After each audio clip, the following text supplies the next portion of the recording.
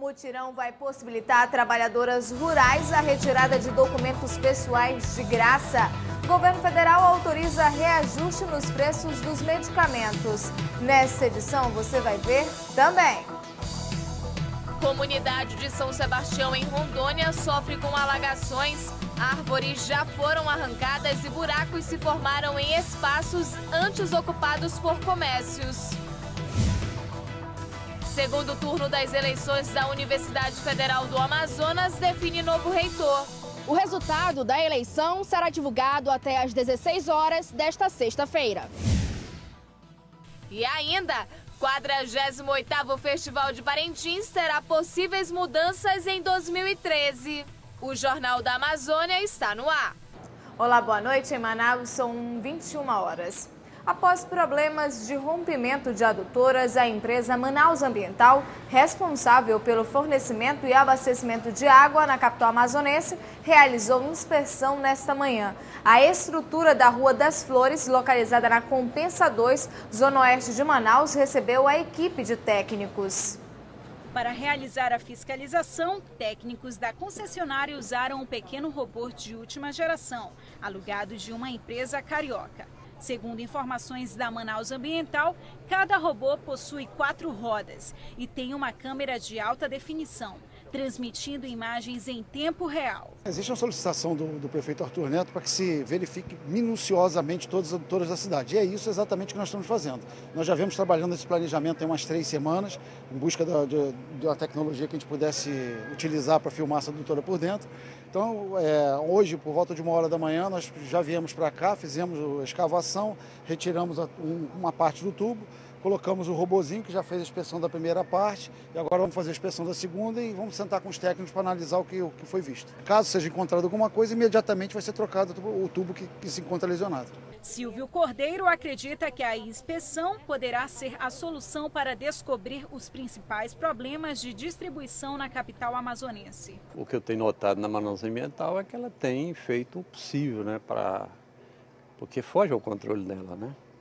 Mas essas coisas, pelo menos aqui, quando aconteceu, ela de imediato sanou o problema, né, e substituiu os canos que estavam danificados, né, ao mesmo tempo em que deu uma total assistência às pessoas que foram atingidas pelo sinistro, né. Então, eu, da minha parte, não tenho nada a reclamar da Manaus Ambiental. O rompimento de adutoras foi tema de discussão na Câmara Municipal de Manaus. Somente neste ano, o fato aconteceu 2 vezes na Rua das Flores, bairro Compensa. A inundação provocou a destruição de algumas casas. Na ocasião, o serviço de água também recebeu atenção especial. A falta de água na capital amazonense é uma das principais queixas da população, principalmente nas zonas leste e norte de Manaus, onde o abastecimento ainda é considerado precário para 86 mil residências. Pensando nisso, parlamentares debateram questões relativas ao fato, especialmente tendo em vista os incidentes recentes de rompimentos de adutoras. Nós temos dificuldade de água, a cidade está há anos com esse mesmo problema. Essa empresa já repactuou o contrato de concessão de prestação de serviço até 2045 e nós temos que já pedir que tenha uma solução realmente para a sociedade, porque o tempo que ela presta serviço e não conseguiu resolver, já está na hora de ou fazer um distrato, né, ou realmente conseguir resolver a problemática da água para a sociedade manauara.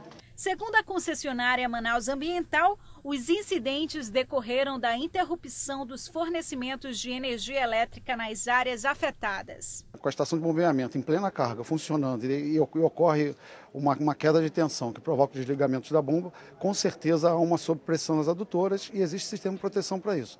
O que ocorreu na semana retrasada foi que esse evento, que normalmente ocorre 3 vezes por ano, aconteceu 3 vezes numa semana, e aí levou aos rompimentos. A Agência Reguladora dos Serviços Públicos Concedidos do Estado do Amazonas, ARSAM, tem acompanhado o trabalho técnico que está sendo realizado nas adutoras. Nós estamos em parceria aí, como contratada da Prefeitura Municipal de Manaus, para dar todos os relatórios circunstanciados, técnicos e sugerir, se for o caso, as penalidades e sanções à concessionária Manaus Ambiental, justamente para saber o que está acontecendo nessas adutoras, porque são adutoras novas e isso não pode mais acontecer, até pelos mecanismos técnicos que tem hoje a empresa, tem que ser previsto e tem que ser prevenido o não rompimento dessas adutoras. Em Rondônia, a comunidade de São Sebastião pede socorro. Casas e alguns pontos comerciais foram interditados pela Defesa Civil devido à enchente do Rio Madeira. Árvores foram arrancadas e buracos se formaram em espaços antes ocupados por comércios da região. De longe, dá para ver o drama de quem mora na comunidade de São Sebastião, localizada à margem esquerda do Rio Madeira. Formada por cerca de 70 famílias, o pequeno povoado, que até hoje preserva as tradições, corre o risco de desaparecer. Para quem se direciona até a localidade, encontra muitos troncos gigantes espalhados por todo lado. Para se ter uma ideia como o Rio Madeira está cheio, a frente destas casas está praticamente no mesmo nível do rio. Algumas casas centenárias foram arrancadas. Raimundo e Rosária, moradores antigos da região, são os mais prejudicados até o momento. O restaurante de onde tiram o sustento da família foi interditado pela Defesa Civil. Um buraco se formou no meio do salão onde ficavam as mesas.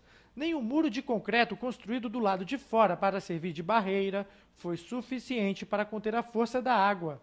Para os ribeirinhos, a situação se agravou com o avanço da construção de uma das hidrelétricas. E até o momento, segundo o representante da comunidade, Jorge Rabelo, nenhuma família foi procurada por qualquer responsável pelo empreendimento.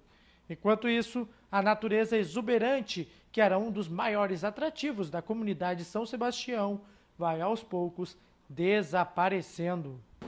O incentivo à pesquisa e ao desenvolvimento de novas tecnologias poderá ser mais uma das alternativas para diversificar a Zona Franca de Manaus. Apesar de já ter se consolidado nos últimos 46 anos, o modelo ainda sofre ataques da ordem tributária de outros estados da federação.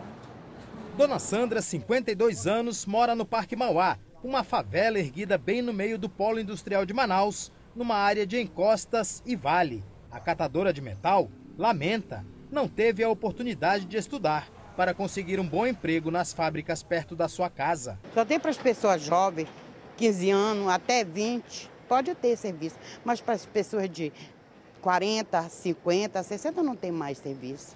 Porque as pessoas pensam que as pessoas não são capazes de trabalhar.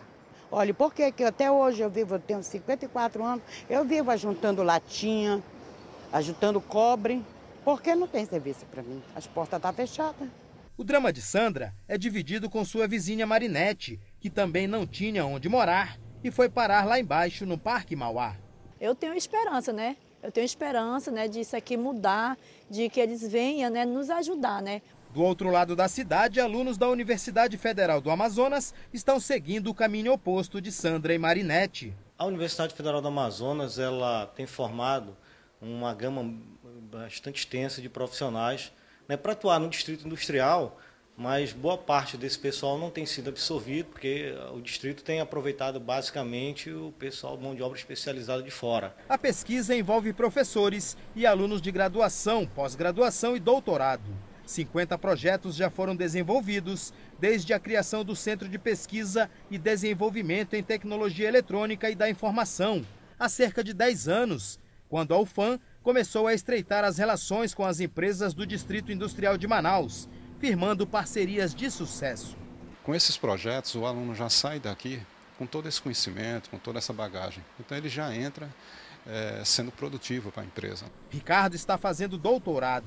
O pesquisador espera que outras universidades também comecem a elevar o nível das atividades e ajudem a formar mão de obra qualificada para assumir cargos importantes nas empresas do polo industrial. Nós já temos um mestrado aqui, tem mestrado e doutorado no ICOMP, mas esse nível tem que ser elevado ainda mais, através de incentivos que as empresas podem dar aqui no Centro de Pesquisa. O coordenador de projetos do Centro de Pesquisa e Desenvolvimento em Tecnologia Eletrônica e da Informação lamenta a falta de interesse das indústrias da Zona Franca de Manaus por mão de obra especializada, genuinamente amazonense. falta de conhecimento do que a gente tem produzido aqui em termos de desenvolvimento das pessoas, né? Então, formando engenheiros já há muito tempo, com mestrados consolidados também, com doutorado em algumas áreas. Acho que falta essa aproximação de quem lidera as empresas aqui no Amazonas. Veja a seguir, governo federal autoriza reajuste nos preços dos medicamentos. Nós voltamos já já. Em Manaus são 21h11.